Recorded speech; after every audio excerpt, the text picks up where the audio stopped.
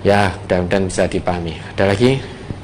Saya tinggal dengan mertua, tapi beliau kalau kencing tidak bersih. Karena kadang WC baunya pesing sekali jika setelah dipakai beliau. Sudah dibilangin tapi tetap seperti itu. Kita sebagai anak harus bagaimana? Dan saya ragu, dan saya jadi ragu jika beliau masuk ke rumah saya karena takut kalau kakinya kena najis kencing tadi, Ustaz. Lah, apa air kencingmu tidak pesing? Ya. Husnudon. Ya, bisa jadi mertua panjenengan ini memang sudah pikun. Dulu sebelum pikun, mertua panjenengan itu sesudah buang air, baik besar maupun kecil, itu juga bersuci, ya. Juga istinja, bersuci menggunakan air kalau ada air, dan bekas atau tempat bekas buang air, kalau itu kloset juga disentor sampai bersih. Kalau lantai yang ada yang netes di lantai juga disentor sampai bersih, sehingga tidak menyisakan, tidak meninggalkan bau pesing. Itu dulu sebelum pikun. Lah, qadarullah mertuanya pikun. Tentu yang namanya pikun itu jangankan buang air, kemudian belum bersuci, belum disentor. Wong masalah makan saja seringkali lupa. Sudah makan tetap ngomong ngendika belum makan, belum makan ngendika sudah makan. Sudah sholat ngendika belum sholat, belum sholat ngendika sudah sholat. Sholat zuhur kadang hanya 1 rakaat, dikatakan belum genap rakaatnya katanya sudah. Ya, ketika sholat yang dibaca juga ngelantur ke sana kemari. Wong namanya sudah pikun. Kalau sudah pikun, maka rufi'al qalam, diangkat pena. Tidak lagi menjadi seorang yang mukallaf. Tidak ada beban-beban syariat lagi. Tidak sholat saja tidak dosa, wong sudah pikun. Maka rufi'al qalam, tidak puasa juga tidak dosa, sudah pikun. Diangkat pena. Ketika belum pikun, maka beban-beban syariat itu ada dalam pundaknya. Ketika tidak sholat dicatat dosa. Ketika tidak puasa tanpa udzur syar'i, catat dosa.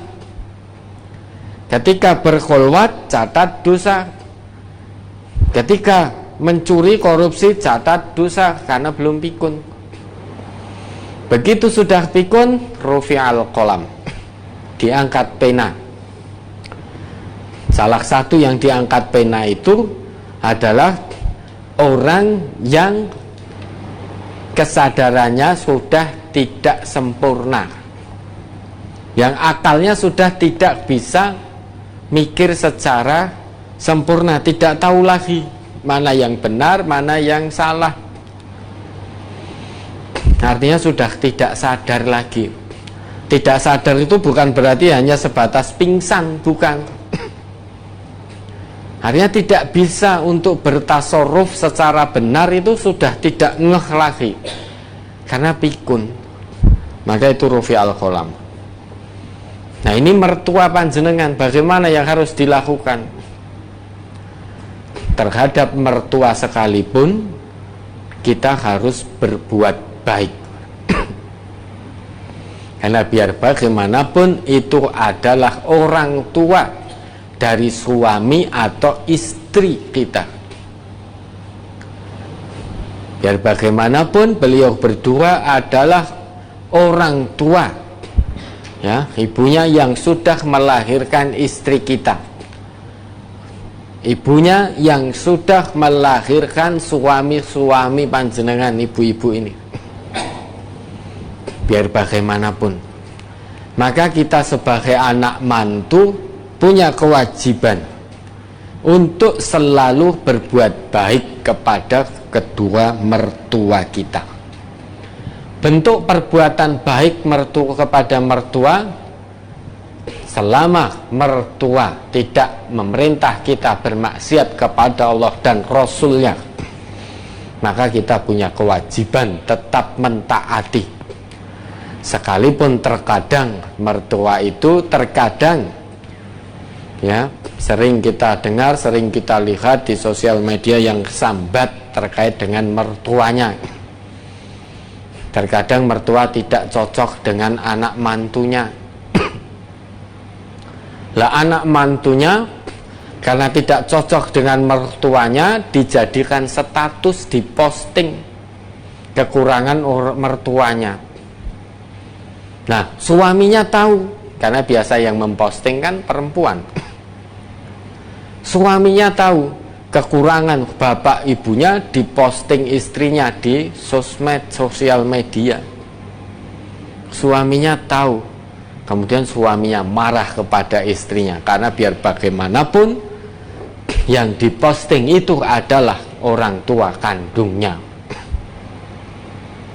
Kekurangan orang tua kandungnya sehingga ngerteni oleh banyak orang. Marah suaminya, akhirnya muncul prahara rumah tangga, sehingga perceraian tidak bisa dihindarkan. Itu terhadap mertua, lebih-lebih kepada kedua orang tua kandung kita. Coba diingat kembali itu ayatnya, bagaimana kita harus bersikap kepada kedua orang tua kandung kita dan juga kepada mertua. Surat Al-Isra nomor surat 17 ayat 23 dan 24. Wa qadha rabbuka alla ta'budu illa iyyahu wa bil walidaini ihsana imma yablughanna 'indakal kibara ahaduhuma aw kilahuma fala taqul lahuma uffin wa la tanharhuma wa qul lahuma qawlan karima wakhfid lahuma janahad dhulli minar rahmati wa qur rabbirhamhuma kama rabbayani shaghira. Dan Tuhanmu telah memerintahkan supaya kamu jangan menyembah selain Dia, dan hendaklah kamu berbuat baik kepada ibu bapakmu dengan sebaik-baiknya. Jika salah seorang di antara keduanya atau kedua-duanya sampai berumur lanjut dalam pemeliharaanmu, maka sekali-kali janganlah kamu mengatakan kepada keduanya perkataan dan janganlah kamu membentak mereka, dan ucapkanlah kepada mereka perkataan yang mulia. Dan rendahkanlah dirimu terhadap mereka berdua dengan penuh kesayangan, dan ucapkanlah, wahai Tuhanku, kasihanilah mereka keduanya sebagaimana mereka berdua telah mendidik aku waktu kecil. Ya, ini dalam ayat ini Allah sudah membuat satu ketetapan. Nah, kita sebagai anak yang beriman kepada Allah wajib menjalankan apa yang menjadi ketetapan Allah ini. Dalam ayat ini Allah menetapkan wa qadha rabbuka alla ta'budu illa iyyahu. Itu yang pertama. Dan Tuhanmu yaitu Allah telah membuat ketetapan. Ketetapan Allah bagi orang yang beriman wajib dilaksanakan. Apa ketetapan Allah? Yang pertama, alla ta'budu illa iyyah. Janganlah kamu menyembah kepada selain Allah. Yang pertama. Ketetapan yang kedua dalam ayat ini apa? Wabil walidaini ihsana, yaitu agar hamba Allah yang beriman berbuat baik kepada kedua orang tuanya sebaik-baiknya. Kalau kita perhatikan, perintah berbakti kepada kedua orang tua dengan sebaik-baik bakti itu oleh Allah disandingkan langsung penyebutannya, perintahnya dengan perintah menyembah, menghambakan diri hanya kepada Allah. Maka luar biasa derajat dan kewajiban berbakti kepada Allah di sisi Allah itu hampir sama, sehingga langsung perintahnya digandengkan dengan perintah menyembah hanya kepada Allah. Maka berbakti kepada kedua orang tua bukan perkara yang main-main. Oleh Allah langsung disebutkan perintahnya setelah Allah menyebutkan perintah untuk menyembah hanya kepadanya. Maka ayat lanjutannya, salah satu bentuk kita berbakti kepada kedua orang tua dengan sebaik-baiknya apa? Ayat selanjutnya menjelaskan, imma yablughanna indakal kibaru ahaduhuma au kilahuma fala taqul lahuma uff. Itu yang pertama. Salah satu bentuk kita berbakti kepada kedua orang tua kita.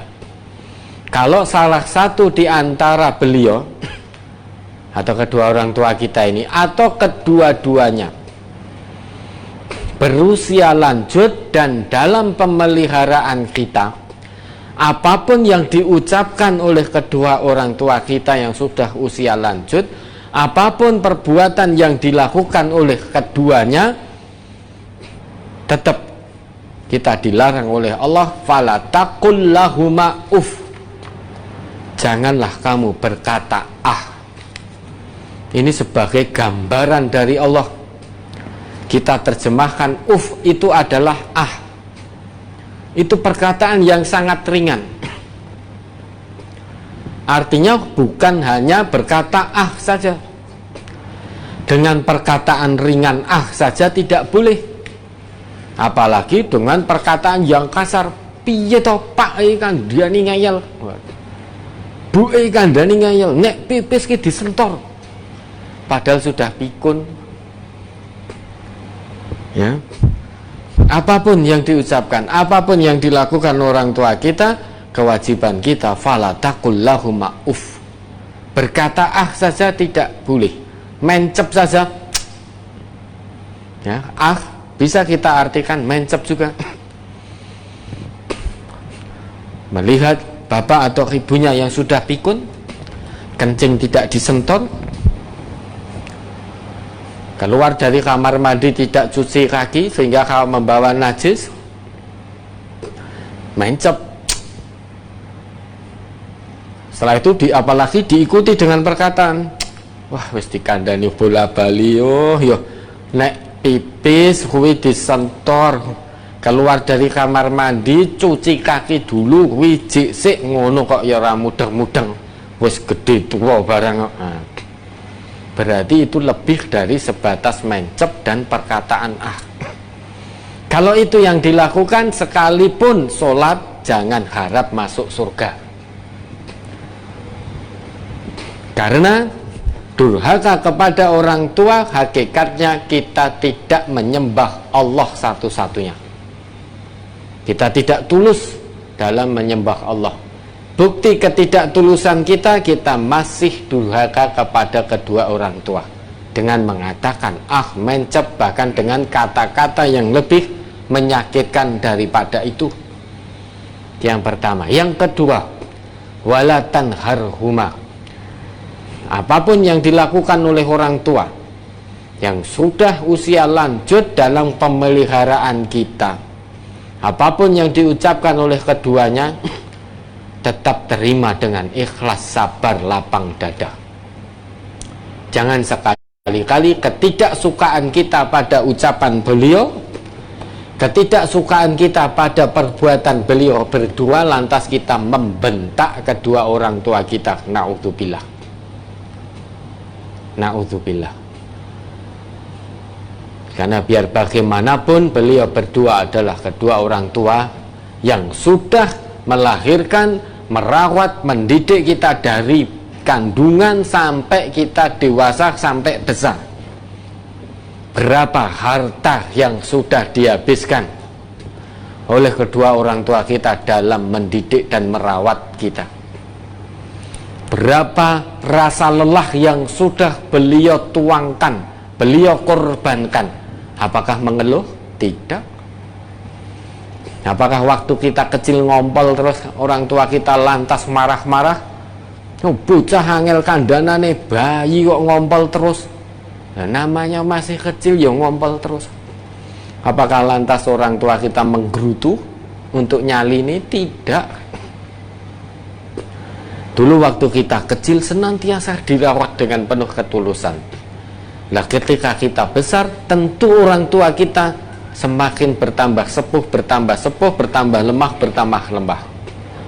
Maka giliran kita yang merawat orang tua dengan penuh kesabaran, penuh keikhlasan, dengan muka tetap tersenyum.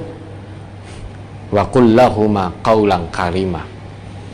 Apa yang kita dengar dari perkataan kedua orang tua kita, apa yang kita lihat dari perbuatan orang tua kita, apa yang kita rasakan dari tingkah laku kedua orang tua yang sudah sepuh, jangan membentak, jangan mencep, jangan berkata tetap dengan muka yang tersenyum, tetap dengan bicara dengan kalimat-kalimat yang santun, kalimat yang mulia, dan tetap merendahkan diri kita kepada keduanya, dan dengan penuh kasih sayang merawat keduanya. Waqfid lahuma janaha dzulli minar rahmah wa qur rabbirhamhuma kama rabbayani shaghira. Selain itu, senantiasa mendoakan, tidak bosan-bosannya, tidak henti-hentinya kita mendoakan dengan penuh kasih sayang, penuh keikhlasan. Ya Allah, kasihanilah kedua orang tuaku, sayangilah kedua orang tuaku sebagaimana mereka berdua telah mendidikku, telah merawatku, telah menyayangiku ketika aku masih kecil. Itulah anak yang berbakti kepada kedua orang tua. Ya, mudah-mudahan bisa dipahami. Ada lagi, Ustaz?